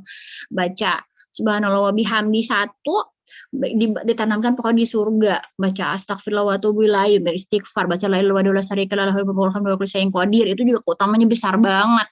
Dan zikir-zikir lainnya gitu, itu kan cuma bicara. Tapi saya mah capek, suka aus kalau zikir. Ya elah, ya udah dalam hati gitu. Kalau dalam hati pun udah sampai nggak sempet, nggak bisa. Aduh, naudzubillah. Jangan-jangan hatinya sudah berkarat, dan itu coba udah zikirnya istighfar aja kalau udah sampai gitu deh. Istighfar dulu, gugurin dosa-dosanya supaya hati kita nggak berkarat, mulai berkilau lagi karena dosa-dosa sudah runtuh, nanti baru dimudahkan gitu. Jadi jangan sampai, ini suatu musibah menurut saya, suatu musibah kalau misalnya, jangan kita ngomongnya, ada orang-orang yang bahkan untuk berzikir pun tuh sudah sangat sulit, naudzubillah. Mudah-mudahan kita termasuk orang-orang yang berjuang dengan zikir kita, karena itu salah satu bekal gitu, mengingat Allah itu salah satu bekal gitu. Bahkan nanti di akhir zaman teman-teman semuanya, itu nanti akan ada suatu zaman di mana yang mengucapin Allah itu masuk surga. Maksudnya karena Islam nanti di akhir zaman itu juga akan hilang lagi sebelum kiamat. Sebelum kiamat terjadi itu kan nanti yang ngalamin kiamat kan orang-orang kafir gitu. Jadi Islam akan mengalami kayak ya Al-Quran nanti di mushaf Al-Quran itu akan hilang huruf-hurufnya. Jadi kayak Islam akan bukan musnah, jadi kayak diangkat lagi sama Allah gitu, dan yang tinggal hanya orang-orang kafir. Dan pada saat itu kalau ada orang mukmin yang dia mengucapkan Allah aja dia masuk surga gitu. Diceritakan di kisah-kisah akhir zaman tuh kan kayak ya Allah gitu, betapa pentingnya kita mengingat Allah, betapa dahsyatnya kalimat Allah Subhanahu wa ta'ala yang aduh, kita tuh nggak boleh lupa deh gitu. Lisan nggak apa-apa diem, bibir kita nggak apa-apa diem, tapi hati nggak boleh diem. Hati harus terus bawel, harus terus berisik, harus terus ngomong, harus terus ngucapin zikir-zikir mengingat Allah. Nggak boleh lupa gitu. Itu adalah selemah-lemahnya, bukan selemah-lemahnya ibadah ya. Maksudnya kayak itu semudah-mudahnya amal yang bisa kita lakukan di dunia ini. Selain yang lain-lain gitu kan, berzikir gitu. Jadi jangan lupa untuk berzikir, jangan lalai mengingat Allah gitu ya. Dan bekal lagi yang harus kita perjuangkan, ini sebenarnya di surat Al-Munafiqun ya, kan sering tuh kalau di poster-poster sedekah yang sering saya posting, berapa banyak orang yang meninggal, lalu mereka minta dibangkitkan lagi agar bisa beramal soleh dan bersedekah. Jadi sedekah ini memang dahsyat sekali teman-teman semuanya, bekal yang luar biasa yang harus kita perjuangkan dari sekarang. Bahkan kalau tadi saya ngomong kita harus bisa memperjuangkan mati enak, harus bisa memperjuangkan husnul khotimah, salah satunya dengan bersedekah gitu. Karena kata Nabi Muhammad SAW, kita bisa dihindarkan dari kematian yang buruk, dari su'ul khotimah dengan bersedekah gitu. Dan berjuanglah dari sekarang teman-teman, kita nggak tahu meninggalnya kapan gitu. Bahkan orang-orang yang sekarang berada di alam kubur, di alam barzah, mereka pengen minta dihidupin lagi ke dunia untuk bersedekah gitu. Dan di surah Al-Munafiqun ayat 9-11 itu untuk beramal soleh dan bersedekah. Mereka semua yang sudah meninggal itu pengen banget minta dibangkitin di dunia untuk seperti kita sekarang. Duduk di majelis ilmu, untuk bisa melakukan sholat, puasa, beramal soleh lainnya, ya sedekah, sampai disebutkan spesifik sedekah ada di situ juga gitu. Jadi kayak harusnya kita merasa beruntung memiliki nikmat hidup saat ini gitu. Masih diberi kesempatan untuk beramal, untuk berbekal sebelum terjadi kematian terhadap diri kita sendiri, itu pasti syukurilah Dan bersyukur itu nggak cukup dengan bilang alhamdulillah terus udah gitu. Bersyukur itu kita bersyukur mengucapkan alhamdulillah, lalu kita tambah dengan amal-amal soleh. Ngapain ya gitu. Bahkan saya sering memaksa diri saya sendiri setiap saya mendapatkan kenikmatan atau setiap ada doa saya yang terkabul atau ketika saya mendapatkan kebahagiaan, saya langsung menantang diri saya sendiri. Kamu mau nambah amal soleh apa nih? Kamu mau ngapain nih habis ini? Kamu bisa dikasih Allah suatu kebahagiaan nih, suatu kenikmatan. Kamu mau tambah dengan amal soleh apa gitu? Apa yang mau kamu kejar setelah ini gitu? Karena Allah sudah sangat baik hati sekali memberikan kamu kebahagiaan, kenikmatan hari ini gitu. Jadi, dan saya pengen menularkan itu ke teman-teman semuanya. Dan dengan itu kita akan menambah bahagia gitu. Kenapa?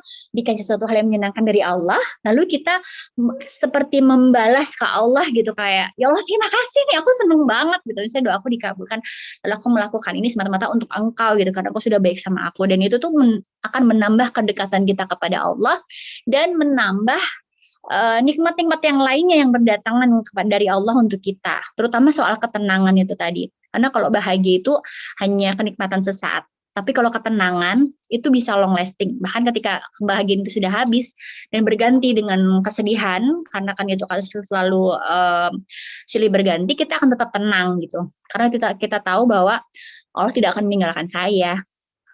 Karena janji Allah tuh begitu gitu.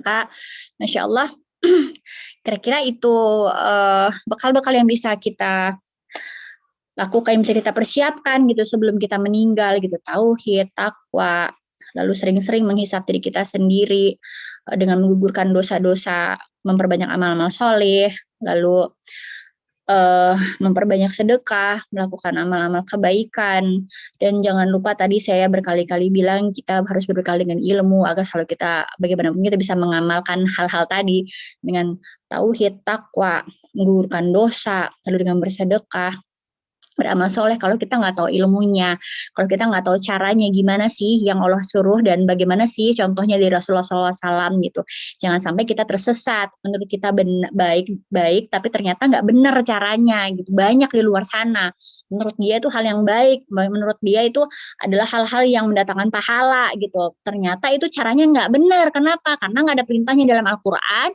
dan nggak diperintahkan oleh Nabi Muhammad SAW, dan para sahabat nggak melakukan.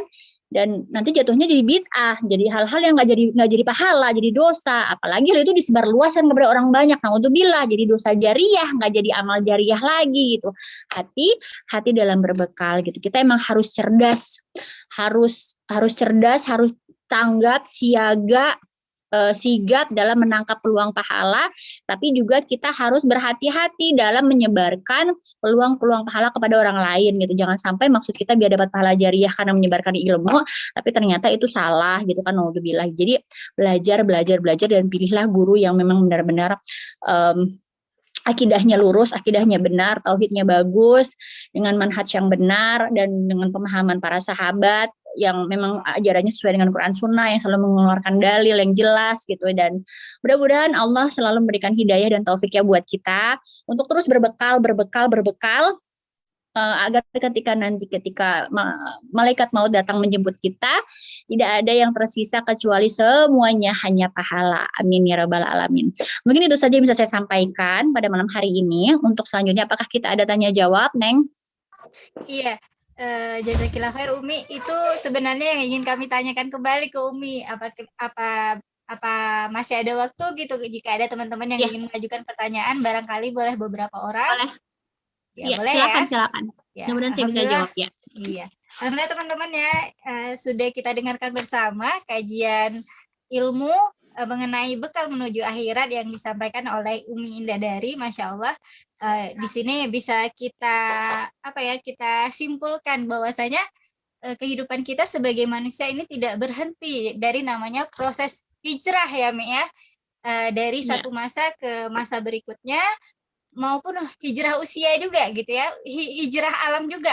Seperti yang Umi sampaikan di awal, kita mulai dari alam ruh, alam rahim, kemudian sampailah yaumul hisab, ternyata kita terus berhijrah, dan dalam proses hijrah itu di kehidupan dunia yang tujuan kita untuk beribadah kepada Allah, kita butuh ilmu, butuh yang namanya ilmu. Yang Umi sampaikan tadi itu di posisi terakhir kita harus berbekal dengan ilmu, tapi ternyata bekal ilmu itulah yang menjadi hal utama yang harus kita miliki terlebih dahulu untuk kita bisa menjalani kehidupan dunia dan meraih tujuan kehidupan yang sebenarnya setelah kita mati nantinya. Ya, silakan bagi teman-teman yang ingin bertanya, ini udah ada yang raise hand, silakan langsung buka mic aja. Silakan dibuka mic-nya. Iya, assalamualaikum. Waalaikumsalam Hai, yang warahmatullahi mana? wabarakatuh. Umi, saya Dian dari Tangerang. Iya, Dian, silakan Dian. Bismillah. Umi, mohon maaf sebelumnya mungkin keluar dari tema ya. Ya. Jadi saya punya teman saya itu udah punya suami dan dia pacaran Umi sama orang yang sudah beristri. Pokoknya sama-sama punya pasangan lah ya, sama-sama punya pasangan dengan dalih-dalih katanya untuk memperbaiki diri. Jadi mereka itu pacaran itu untuk katanya sih untuk sama-sama lebih baik lah gitu. Jadi pasangan mereka tuh karena nggak dukung untuk ke arah ke sana, makanya mereka pacaran. Tapi dia kan mengkhianati pasangannya tuh. Kira-kira kita sebagai teman harus gimana ya Umi ya? Ya. Ya, terima kasih Umi. Ya, sama-sama. Ya, saya coba jawab. Bismillah. Kadang-kadang manusia tuh begitu. Niatnya baik, tapi caranya salah. Karena mungkin tadi belum tahu ilmunya, gimana caranya supaya berhijrah, gimana caranya supaya bisa istiqomah dengan baik, meskipun mungkin pasangannya belum hijrah, meskipun pasangannya mungkin belum bisa diajak untuk bareng-bareng menapaki jalan istiqomah gitu, sehingga niatnya baik gitu untuk memperbaiki diri, tapi caranya salah, caranya selingkuh sama pasangan orang lain, naudzubillah gitu, ya salah banget gitu. Bahkan kalau sampai terjadi perzinahan itu kalau di dalam Islam hukumnya harus dirajam sampai mati loh, naudzubillah. Jadi makanya kita tuh harus berjuang gimana ya. Kadang-kadang memang kita niatnya baik, tapi setan itu bisa menggelincirkan gitu. Makanya kita harus terus minta petunjuk dari Allah, harus karena niat baik itu nggak selamanya bisa menjadi baik, karena setan pasti akan menggagalkannya, akan menyesatkannya gitu. Dan kita kalau nggak punya ilmunya, nggak tahu gimana caranya supaya bisa bersabar menghadapi suami dengan segala kelebihan dan kekurangannya, adanya tadi dengan dalih untuk pengen memperbaiki diri, tapi caranya salah. Kenapa jadi memperbaiki diri, jadi selingkuh sama suami orang, misalnya naudzubillah gitu kan. Ya salah banget gitu. Niatnya baik, caranya salah, malah niatnya mau ke surga malah lainnya salah, melakukan amalan penghuni neraka, naudzubillah gitu. Jadi bagaimana tuh sebagai seorang teman ya harus mengingatkannya gitu. Salah gitu, nggak boleh. Itu kalau di Islam itu harus dirajam sampai mati kalau sampai dia memang kalau sampai berzina ya, mudah-mudahan nggak sampai berzina dan cepat-cepat bertobat gitu, dan harus diingatkan gitu.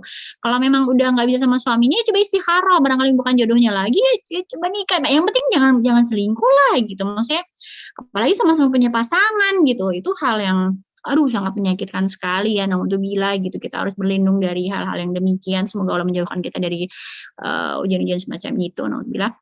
Dan sebagai teman ya kamu harus mengingatkan. Kalaupun misalnya dia masih marah-marah, apa yang penting kamu sudah mengingatkan dan doakan dia semoga Allah terus berikan hidayah dan taufik padanya untuk bisa meninggalkan perbuatan maksiat itu, dan terus ingatkan dan doakan. Mungkin itu yang bisa kamu lakukan sekarang, dan untuk menjadi pengingat kepada kita semuanya. Kadang-kadang kita punya niat baik, tapi kita lupa bagaimana cara yang baik untuk mewujudkan niat baik kita itu.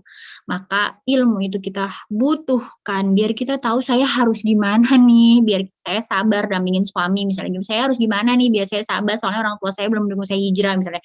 Saya harus gimana nih supaya saya tetap istiqomah meskipun lingkungan saya kok nggak ada yang dukung saya gitu. Sehingga kita tidak melakukan cara-cara yang salah, jalan-jalan yang salah ketika ingin mewujudkan niat baik kita tersebut gitu ya. Minta berdoa terus sama Allah, jangan tinggalkan gitu ya. Allah walam bisawab. Terima kasih Umi. Ya, Iya, jazakallah sama-sama. khair. Assalamualaikum. Waalaikumsalam warahmatullahi. Ya, itu ya teman-teman jawabannya. Jadi niat baik harus diikuti dengan cara yang baik ya Mi ya untuk mewujudkannya. Ya. Apalagi posisi kita mungkin sebagai seorang istri itu lebih berat lagi karena ya harus hanya boleh memiliki satu pasangan saja gitu ya. Jadi solusinya itu Iya. tadi, apakah mau dilanjutkan atau udah cukup sampai di situ saja.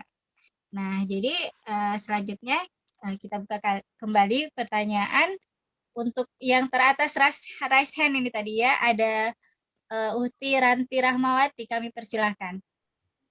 Assalamualaikum Umi. Ya, waalaikumsalam. Silahkan. Umi izin bertanya, Iya. bagaimana kita tetap istiqomah di jalan Allah ketika kayak godaan-godaan itu datang gitu, apalagi masalah godaan kita proses mau menikah gitu. Posisinya orang tua belah pihak wanita laki-laki belum paham gitu ya masalah proses menikah yang sesuai dengan syariat gitu. Itu bagaimana Umi gitu, bagaimana kita menyikapinya kita menyikapinya gitu Umi. Kita ingin berusaha sesuai dengan syariat Islam, tapi gimana ya Umi gitu, sama-sama mereka tidak paham gitu. Kita harus bagaimana gitu Umi.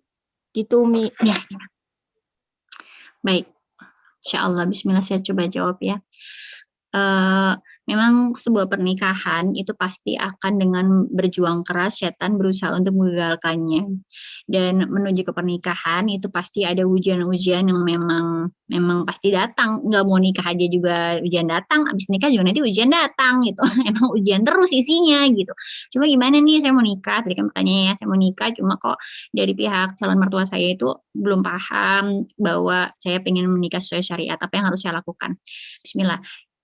Yang pertama jelas kamu berdoa kepada Allah semua supaya Allah membolak-balikan hati calon mertua untuk bisa terus untuk bisa menerima pernikahan sesuai syariat. Yang kedua, ini sebenarnya kuncinya di anak yang laki-laki.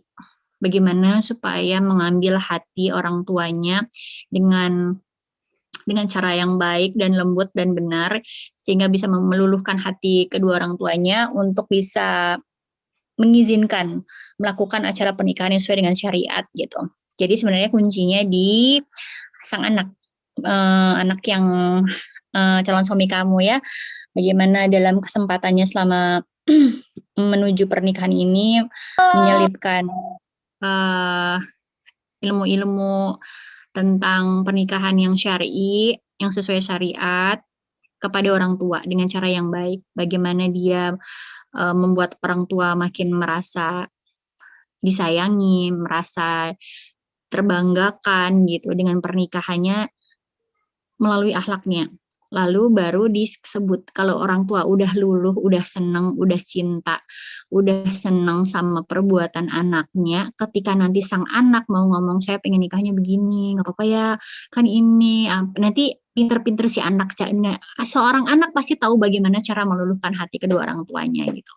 Dan mungkin kamu bisa diskusikan ini nanti antara keluarga kamu dengan calon suami ya gitu. Kalau memang ingin pernikahan sesuai syariat, mungkin sang anak bisa lebih berjuang di sini gitu kan untuk bisa meluluhkan hati kedua orang tuanya. Mungkin itu saran dari saya ya, karena kalau misalnya dari kamu atau dari orang tuamu kan pihak outsider gitu, jadi yang pihak luar gitu, dari pihak besan gitu, sedangkan kan kita pengen memahamkan dia, dan orang tua ya pasti akan luluh dengan anaknya gitu. Jadi kayak sekarang tuh pintar-pintar si sang anak, si calon suami kamu itu dalam meluluhkan hati calon mertua kamu, dan untuk dalam ngasih tahu pengertian bahwa misalnya jangan dangdutan ya gitu.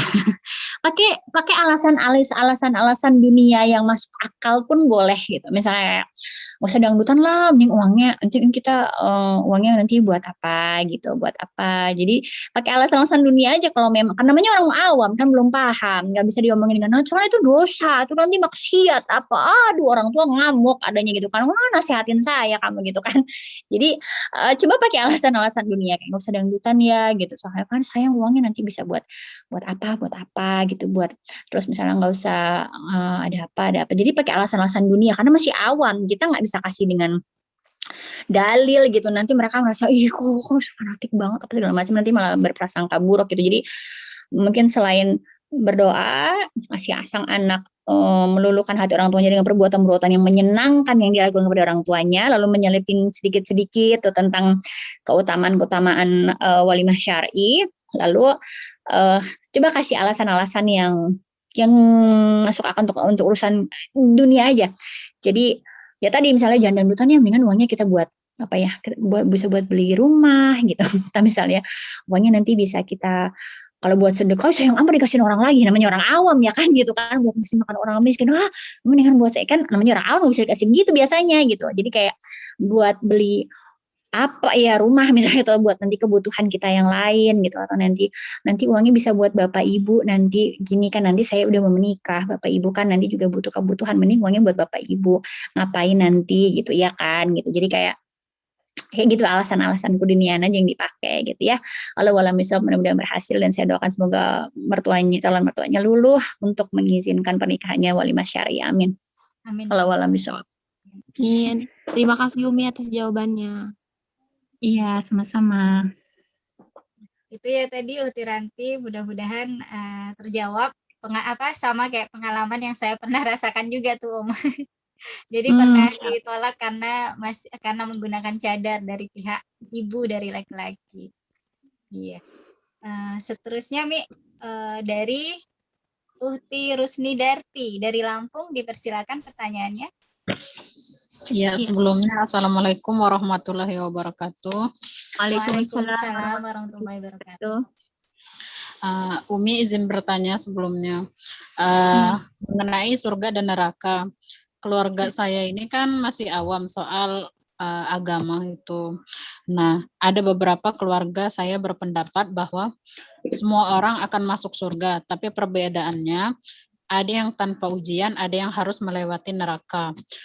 Ada yang harus melewati neraka dahulu, barulah masuk ke surga. Nah, gimana menurut Umi pandangan keluarga saya ini yang kayak gini? Iya. Bismillah, saya coba jawab ya. Jadi memang semua orang Islam insya Allah akan dimasukkan ke surga. Tapi kita nggak boleh meremehkan neraka gitu. Biasanya orang-orang yang berbicara seperti ini, kepahaman ilmunya tentang neraka mungkin belum sangat dalam, sehingga dengan mudahnya bilang, ya kan kita semua nanti masuk surga, walaupun harus mampir ke neraka dulu. Naudzubillah. Kalau kita jangan sampai gitu mampir ke neraka dulu, bahkan siksaan yang paling ringan di neraka itu kan dipakaikan sendal, lalu saking panasnya tuh sendal itu otak akan melepuh gitu. Itu kan kebayang nggak sih panasnya teman-teman semuanya. Lalu belum lagi kekejaman yang terjadi di neraka gitu, dimana isinya siksaan yang terus menerus dan akan sangat sakit gitu, bahkan nggak berhenti gitu, dari yang ditusuk kepalanya, bahkan di neraka itu kan ada beberapa tingkatan juga gitu. Yang paling bawah untuk orang-orang yang munafik gitu, dengan siksaan yang alhamdulillah saya sampai nggak sanggup juga ngomongnya gitu, terlalu menyakitkan gitu. Ketika haus dikasihnya minum darah dan nanah, minumnya air panas, yang makannya itu dalam Al-Quran disebutkan dengan buah zakum. Buah zakum itu kan kalau dimakan perut kita akan tubuh kita akan malah kesakitan gitu. Tapi kita harus, naudzubillah, jangan kita, tapi para penghuni neraka itu, naudzubillah, Allahumma inni naudzubillah minan nar, Allahumma inni naudzubillah minan nar, Allahumma inni naudzubillah minan nar. Para penghuni neraka itu mau nggak mau harus makan buah zakum itu sebagai makanan mereka gitu.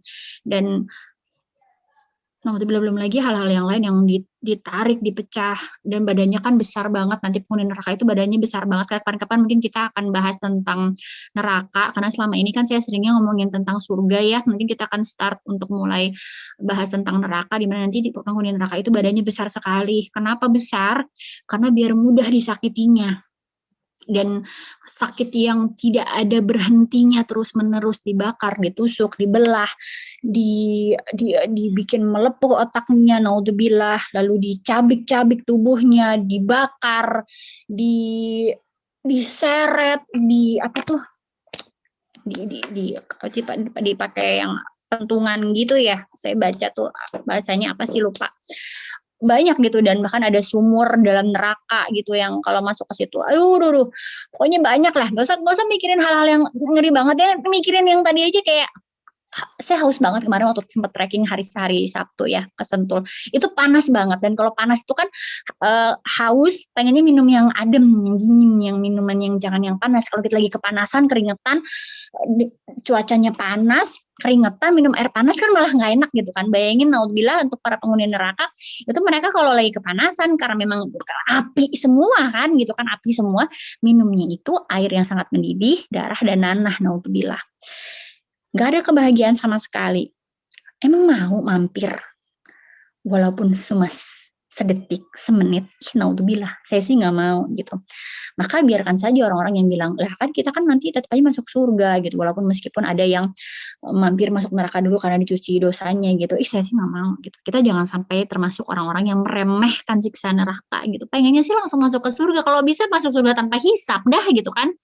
Berjuang untuk gimana caranya supaya hisabnya mudah, makanya Allah ajarin, Rasul ajarin gitu kan, doa Allahumma hasibni hisaban yasiran, Allahumma hasibna, Allah memudahkan hisab kami yasir, dengan hisab yang mudah gitu, biar kita mudah masuk surganya, jangan sampai mampir ke neraka gitu. Janganlah gitu, biarin aja orang berpikir begitu. Dan memang di surga ada tingkat-tingkatannya, tapi ya jangan sampai juga pengen mampir ke neraka. Nanti kalau orang dia masuk surga, tapi dia pernah masuk neraka gitu ya. Pas dia masuk ke surga, nanti tuh ada stempelnya teman-teman semuanya. Ada tanda bahwa dia pernah dimasukin ke neraka, dicuci dulu dosa-dosa di neraka, baru masuk ke surga. Sehingga para penghuni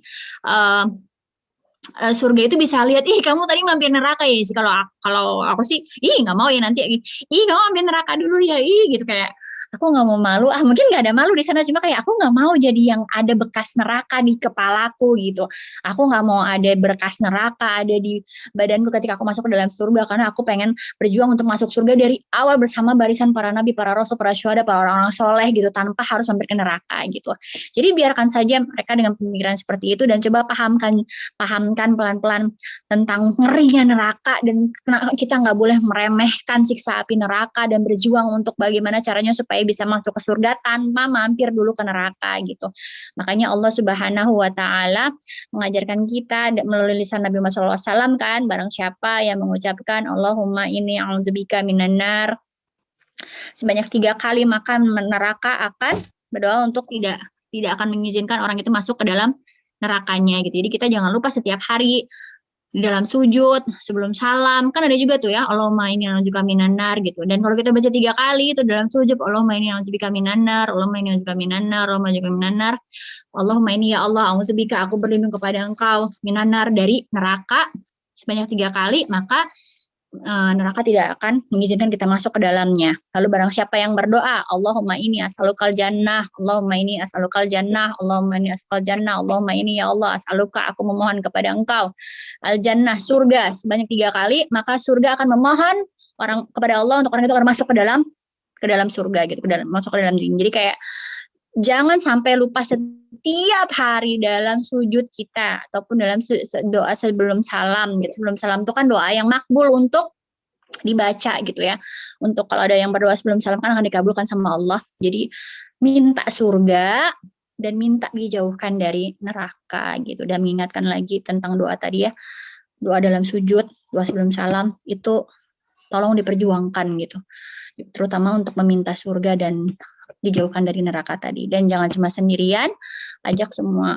Rabbiq firli wali daya bersama orang tua, jadi minta ampunan untuk diri kita. Rabbiq firli untuk diri kita kan, ya Allah ampuni aku, wali daya orang tuaku, walil mukminin wal mukminat, orang-orang mukmin dan emang perempuan dan laki-laki, wal muslimin dan wal muslimat, yang muslim perempuan dan muslim laki-laki, yauma yaqumul hisab, nanti di hari penghisapan, biar diampuni sama Allah.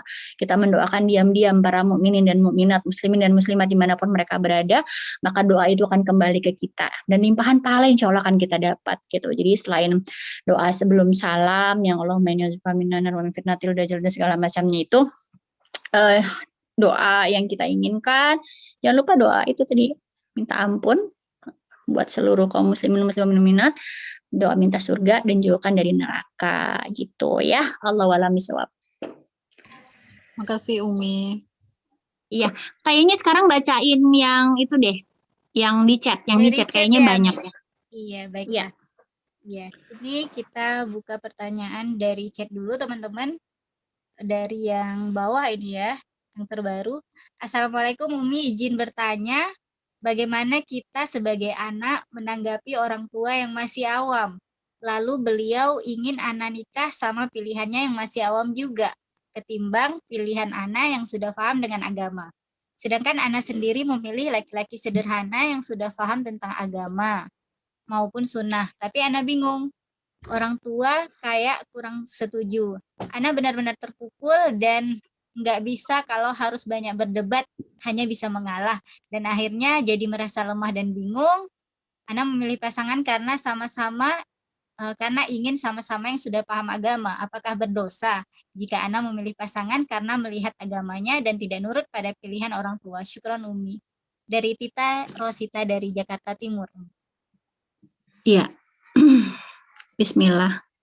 Saya coba jawab ya. Ini saya tahu nih permasalahan yang bikin kamu akan galau-galau terus gitu. Saya punya pilihan lain, tapi orang tua saya punya pilihan lain gitu. Padahal pilihan saya menurut saya paling soleh, padahal yang kayaknya kok yang mau dijodohin sama saya itu kayaknya dia belum paham gitu. Tapi saya harus taat sama orang tua, saya harus gimana gitu. Ya selama belum akad nikah terjadi, kamu masih punya peluang untuk memperjuangkan jodoh kamu gitu. Jadi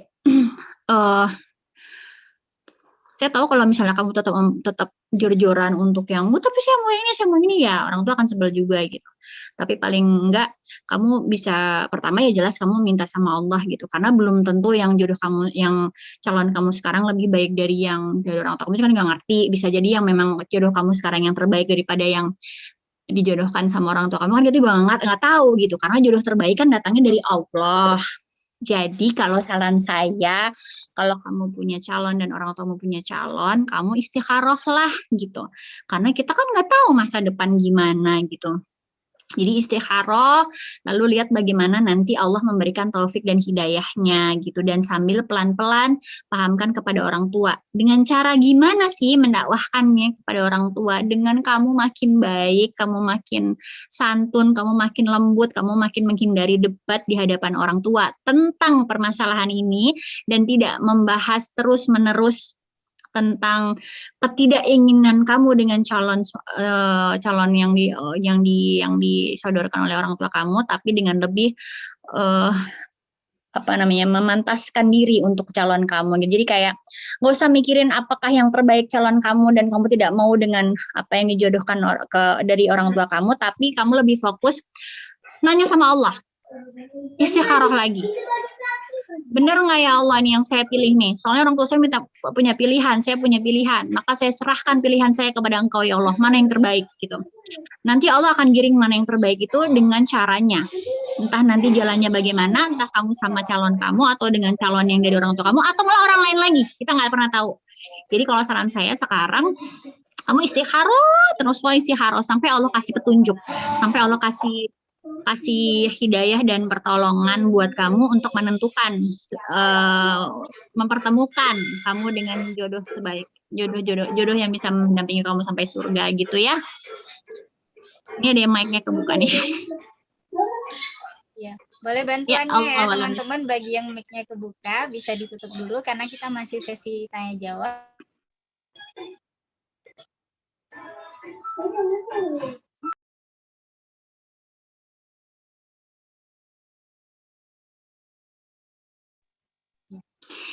Afwan Umi, kira-kira kita boleh lanjut hingga pukul berapa ini? Sampai jam 9 ya insya Allah. Ya, insya Allah masih ada beberapa menit lagi ya teman-teman, sekitar 6 menit lagi. Kembali kita bacain pertanyaan dari kolom chat. Itu dari Uhti Finri atau Umu Finri. Beliau bertanya, Mi, bagaimana sih menahan amarah kepada anak? Itu pertanyaannya. Bagaimana cara menahan amarah kepada anak? Oh, saya baca di chat ada yang dari Singapura juga ya, Masya Allah. Bagaimana cara menahan amarah kepada anak? Kalau tips dari saya begini, ketika kesel banget sama anak ya, ingat bahwa anak adalah titipan. Kalau misalnya ada orang nitipin anaknya ke kita, terus orang itu baik banget sama kita, atau misalnya dia anaknya presiden atau anaknya gubernur atau anaknya ustadz, anaknya ustazah yang kita tuh seneng gitu, yang kita tuh hormat banget, lalu ada telepon, terus nitipin anaknya pasti kita jaga. Kalau anaknya numpahin sesuatu atau anaknya berbuat nakal, kita tuh nggak berani marahin ya kan gitu, karena nggak enak sama orang tuanya gitu kan, karena dititipin nih, nanti kalau kita marah-marahin nanti dia ngadu sama orang tuanya ya kan, terus kita nggak enak gitu kan. Dan ini anak kita titipannya Allah, anak kita tuh bukan punya kita, punyanya Allah.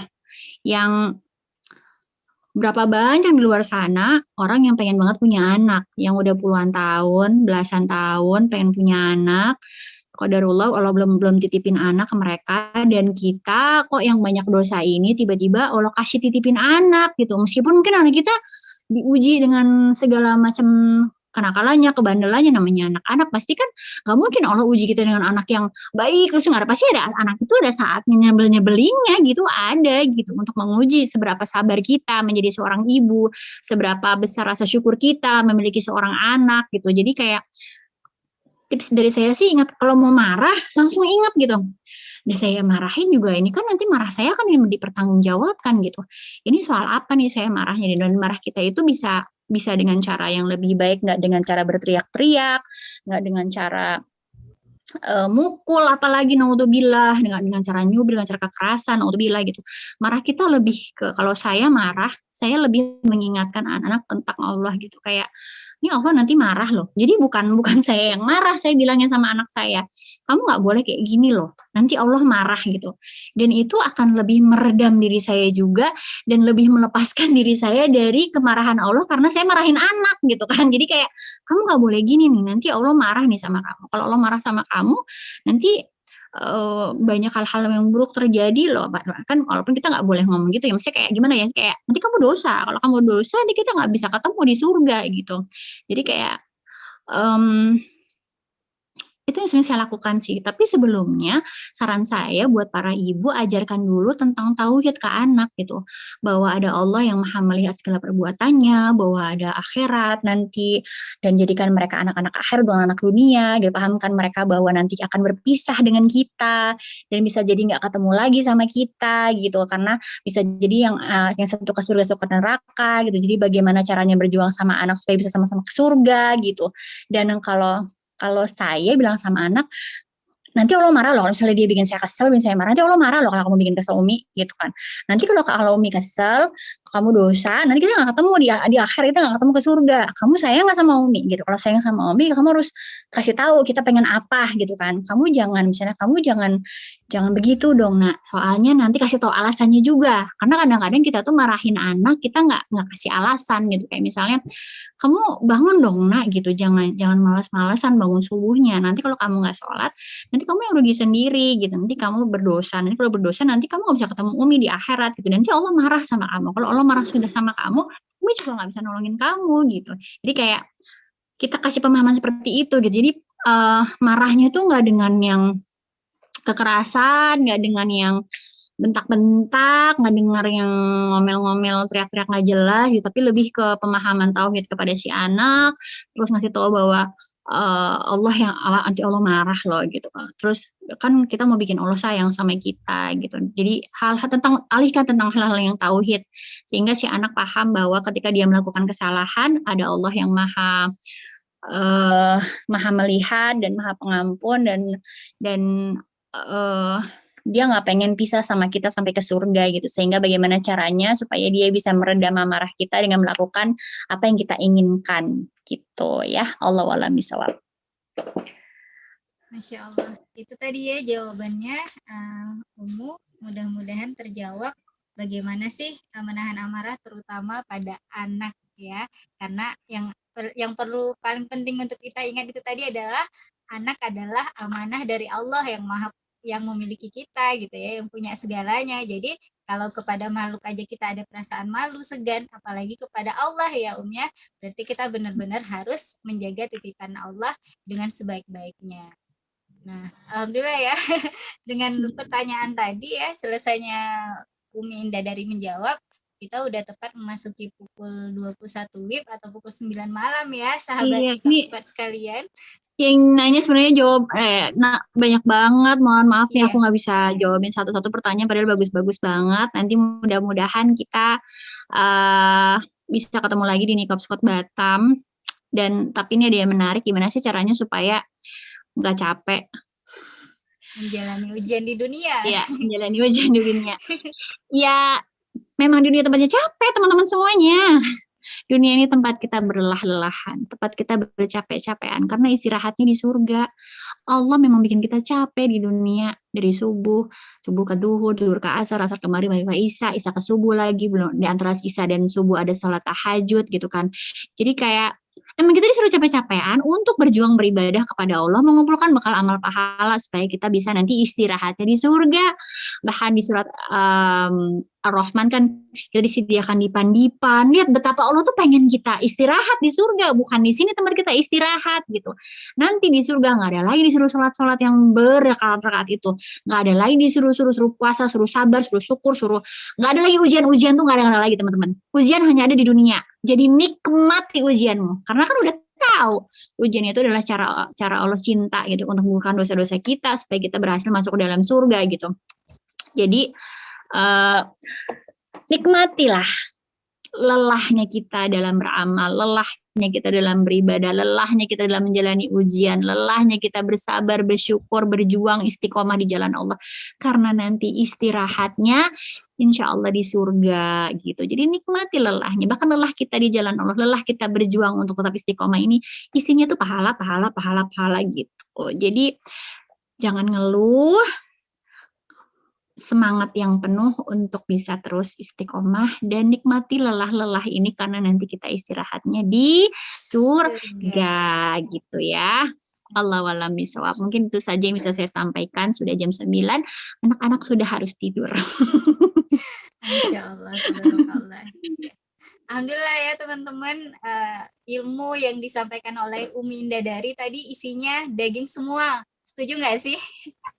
Nah, jadi kita tuh udah dibukakan kembali gitu ya. Gimana sih tentang dunia ini yang sesungguhnya hakikatnya seperti apa, dengan segala problematika, sedih, bahagia, dan sebagainya yang kita rasakan, yang semuanya itu adalah tak lain tak bukan merupakan ujian dari Allah yang akan terus bergiliran seperti roda-roda kendaraan ya. Jadi seperti roda-roda kehidupan ibaratnya.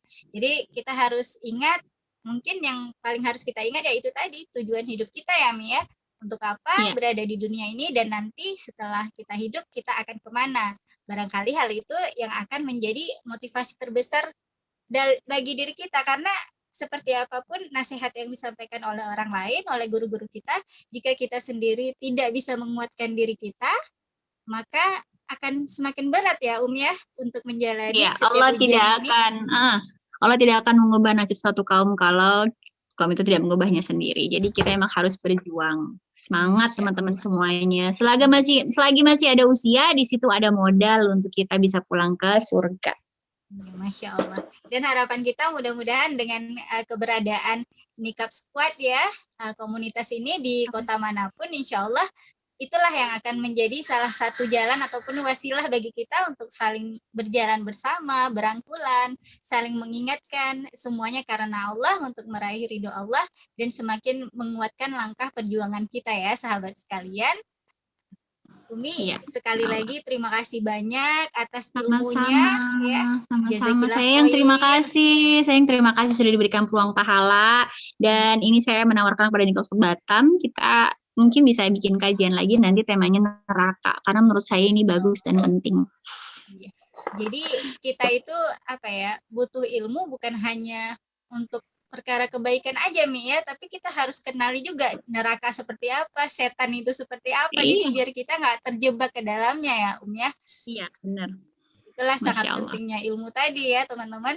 Nah insya Allah kita akan coba agendakan kembali secara rutin kajian dengan Umi. Jadi kita dari teman-teman Nikah Squad Batam ini Masya Allah senang banget gitu ya. Bahagia sekali pada malam hari ini. Saya juga senang banget. Iya. Kita bisa bermajelis ilmu ya.